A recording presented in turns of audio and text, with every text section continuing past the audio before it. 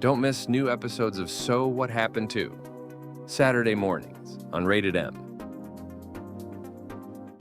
Xbox's Halo franchise is over 20 years old and remains as one of the most iconic gaming series ever created to this very day. With the recent reveal of Halo Campaign Evolved, a remaster of the original game that started it all, I figured we'd take a look at the Halo games that didn't make the cut. From an attempt at putting Halo on the Nintendo DS to a whole Halo MMO game, there's a bunch of games that unfortunately had to be shelved due to varying reasons. In today's episode of Game Graveyard, we're taking a look at some of these unreleased Halo games and digging up the truth behind their cancellations.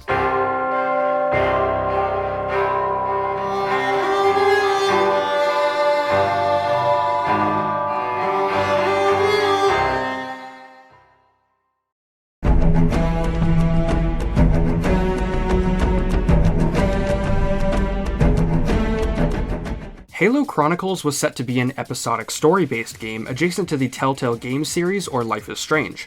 By the way, go play Life is Strange, it's amazing. Halo Chronicles was being worked on as a joint effort between Bungie and film director Peter Jackson, who, if you are unaware of, is the director of a little film series called Lord of the Rings.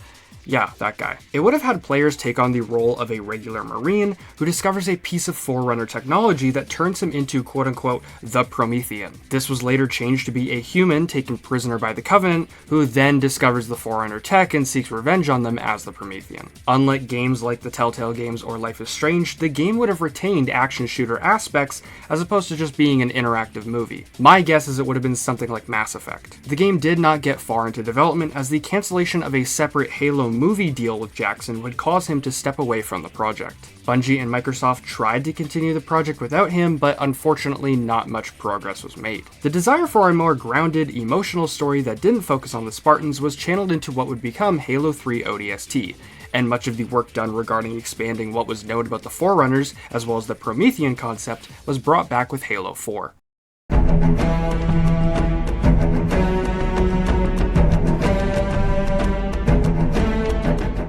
One cancelled Halo game that is widely known is Halo DS. Halo DS was supposedly a cancelled Halo game for the Nintendo DS, which, if it had been released, would have been a major stepping stone for getting Halo onto other consoles. It also would have been a big step for the DS to have more mature titles, which is something it definitely lacked. There's footage online of an IGN employee playing the game, which features them walking around with dual SMGs on the Halo 2 multiplayer map Zanzibar. For many years, people thought this was a lost Halo game that got cancelled mid-development, but that's actually not true. Halo DS was nothing more than a proof of concept. It was actually a modified version of the game GoldenEye Rogue Agent, intended to be pitched to Microsoft and Nintendo higher-ups. Halo DS was not a proper game in development, and is just a demo that got blown way out of proportion.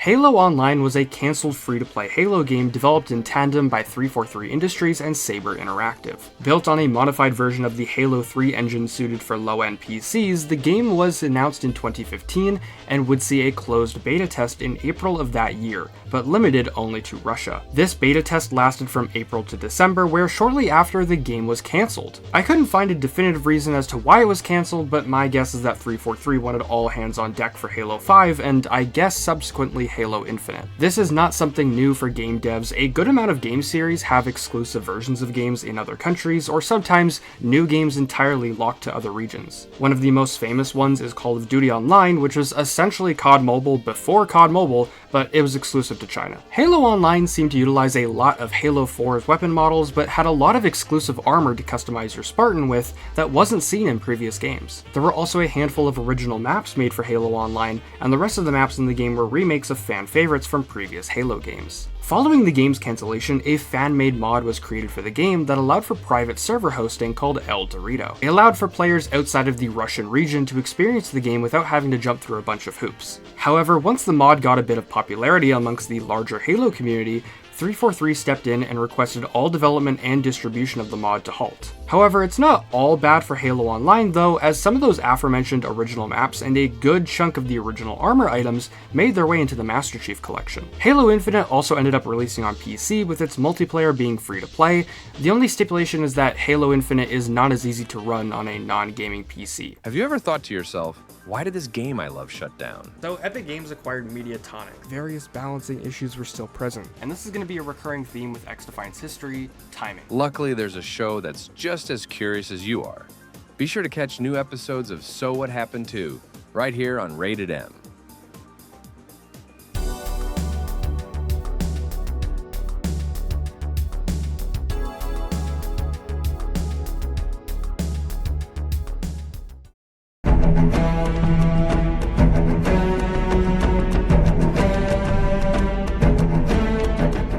Halo Starfighter was a game pitched to 343 prior to the development of Halo Infinite. Halo Starfighter would have been a full-length game centered around the space dogfight section of Halo Reach's campaign mission, Long Night of Solace. That is pretty much all that's known about the game.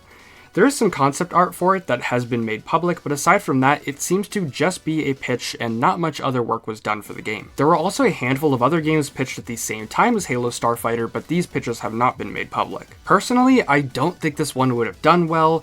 It would have been cool if it was a separate mode in a game like Firefight is, or maybe a multiplayer PvP game mode, but a full-length mainline Halo game that takes place entirely through space battles between fighter jets just doesn't seem like something that would appease a majority of the fan base.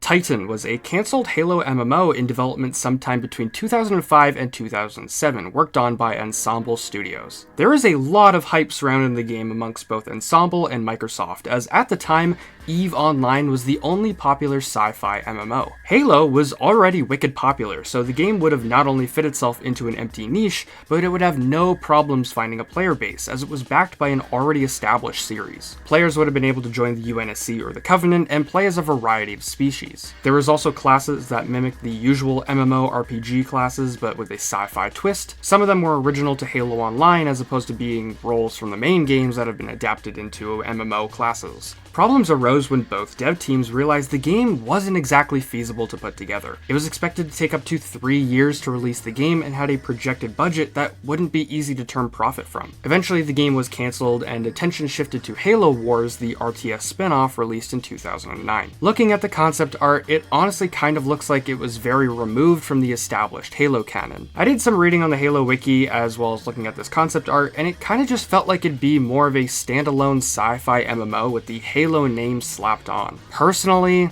I don't think we missed out on a whole lot.